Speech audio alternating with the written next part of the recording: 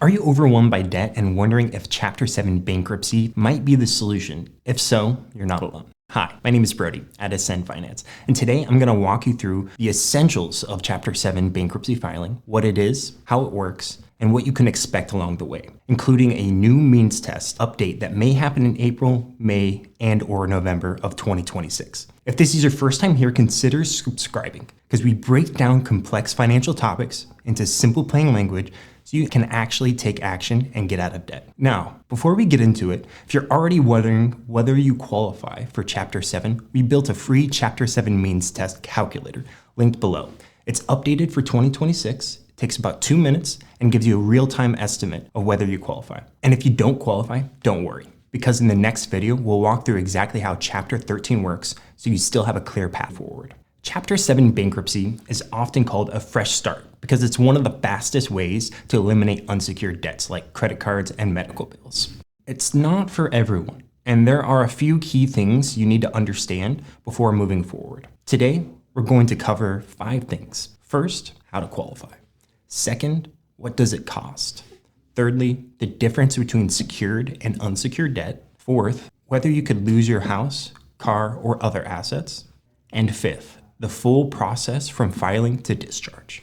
Also, this is for educational purposes only and not for legal advice. Let's start with qualifying. Not everyone qualifies for Chapter 7, and that's where the means test comes in. The means test compares your household income to the median income for your state given the number of household members. To determine if Chapter 7 is appropriate, these income limits update regularly. As of 2026, they've continued to adjust slightly upward in many states due to inflation, and I'm going to add the figures for 2026 on the screen. Now, here's the important part. Even if you're above the median income, you still might qualify based on your necessary expenses like rent, transportation, and basic living costs.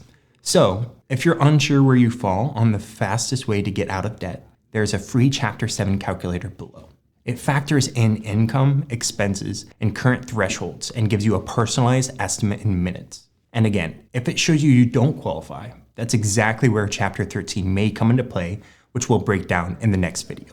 Now, let's talk about costs. This is one of the biggest concerns people have. There are 2 main costs in a Chapter 7 bankruptcy filing. First is the filing fee, which is currently $338 paid to the court. But depending on your income, you may qualify for a fee waiver or be able to split that into installments. Second is the attorney fees, which typically range anywhere from about $500 to $3,000, depending on your situation and location.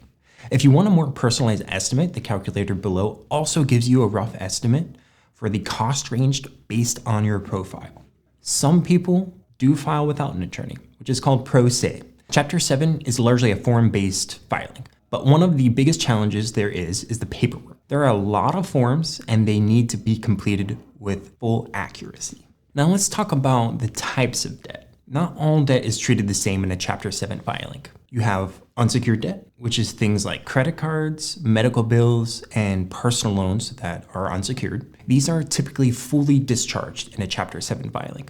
Now, you have secured debt, things like a mortgage, a car loan, and these are tied to an asset. So if you want to keep the asset, you generally need to keep making payments on those debts. If you don't, you may have to surrender it. So the simple way to think about it is unsecured debt is usually eliminated. Secured debt depends on whether you keep paying for the asset. Now, one of the biggest fears people have is, am I going to lose my house or am I going to lose my car?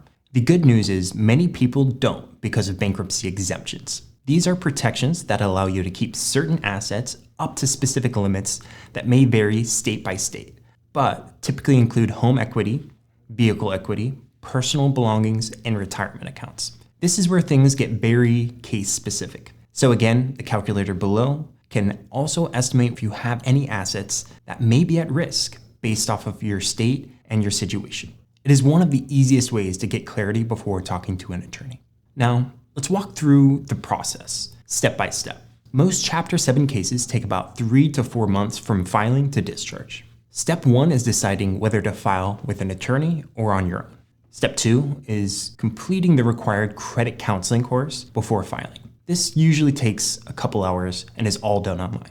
Step 3 is filing your case.